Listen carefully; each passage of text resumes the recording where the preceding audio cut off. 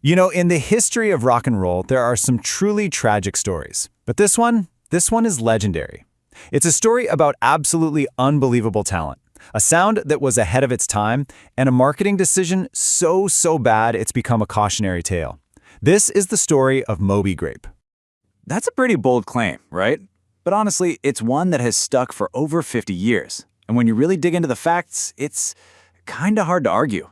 We're talking about a blunder of such epic proportions that it took a band just destined for greatness and cut them off at the knees, right at the starting line. So that's the big question here, isn't it? How did it all go so spectacularly wrong? Let's dive in and break down the rise, the absolutely ridiculous marketing gamble, and the catastrophic fallout to really understand how Moby Grape became the ultimate what-if story in music. All right, so to really get why this was such a huge disaster, you first have to understand the sheer scale of the talent we're talking about. Picture this. It's San Francisco, 1966. The whole scene is just electric with psychedelic rock, and this new band, Moby Grape, is generating an insane amount of buzz. See, this wasn't just a group of kids who were fresh out of the garage. No way. This was basically a supergroup. I mean, you had Skip Spence, the original drummer for Jefferson Airplane, for crying out loud. The rest of the guys were all seasoned musicians from other well-respected groups. So Columbia Records sees this lineup and they think, bingo, this is our golden ticket into the whole counterculture scene. And that's what really set them apart. This wasn't a band with just one frontman and a backup group. No, everyone wrote songs, everyone sang, and they had this incredible massive wall of sound with 3 guitars going at once. Their debut album was so good that critics, even today, still call it an absolute masterpiece. They were, in short, the whole package. Okay, so you've got all this talent, right? Columbia Records decides they can't just do a normal album launch. Nah, that's too boring. They needed something huge, something audacious, something that would, well, turn out to be their biggest mistake. To understand what happened, you really have to get inside the corporate thinking at the time. The label president himself admitted that basically every song on the album could have been a single, but instead of doing the hard work and picking the best one, they got greedy. Their whole logic was flawed from the get-go. They wanted to create this instant sensation by just flooding the market. But really, their boldness was just hiding the fact they couldn't decide on a hit, and they completely misunderstood how radio actually worked. They couldn't pick just one hit. Or 2. So they landed on this number. 5. 5 singles. That's 10 different songs if you count the B-sides, all dropped at the exact same time as their debut album. This had never, ever been done before, and for a very good reason. It was just an act of supreme corporate arrogance. So on May 15th, 1967, Columbia unleashes their grand experiment on the world, and the results, well, they weren't just disappointing. They were immediate and they were devastating. And the whole thing backfired spectacularly. Instead of market saturation, they created total market confusion. Think about it. The radio programmers, the guys who actually decide what gets played, they were completely bewildered. Which song were they supposed to play?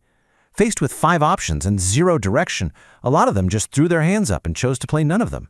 The band's impact wasn't just diluted, it was basically canceled out. And the numbers? Wow. The numbers do not lie. This is the grim reality of that 5-single gamble. Despite a huge promotional push, not one of those 5 songs broke into the top 40.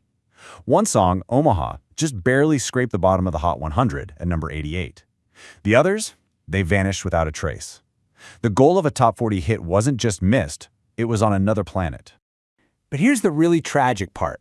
This wasn't just a bad launch week. The fallout from this one decision cast this incredibly dark shadow over the band's entire career, both personally and professionally. I mean, the band was just demoralized. They felt like their art had been turned into some cheap gimmick. The pressure to live up to all that manufactured hype, combined with the sting of failure, it just led to fighting and conflict within the band. And this was all made worse by some really severe mental health struggles, most tragically with Skip Spence, and then decades of crippling legal battles over their own name and the royalties. They never got that initial momentum back.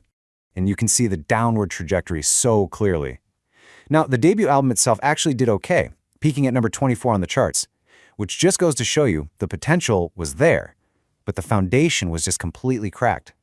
Their next album saw worse and worse sales as all those internal and external pressures just took their toll. The promise of 1967 was gone. So why does this story from over half a century ago still matter so much? Because the lessons learned from this disaster are, frankly, more relevant today than ever. From a business perspective, the failure was just total.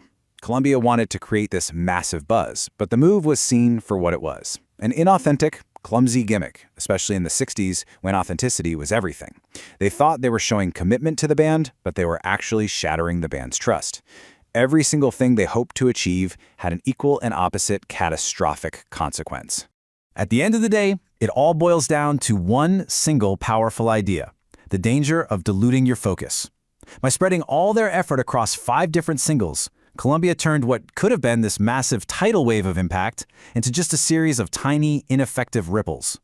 They basically guaranteed that no single song would get the attention it needed to actually become a hit. And that kind of brings us to today, doesn't it? We live in an age of constant information overload, where everyone and everything is fighting for a sliver of your attention.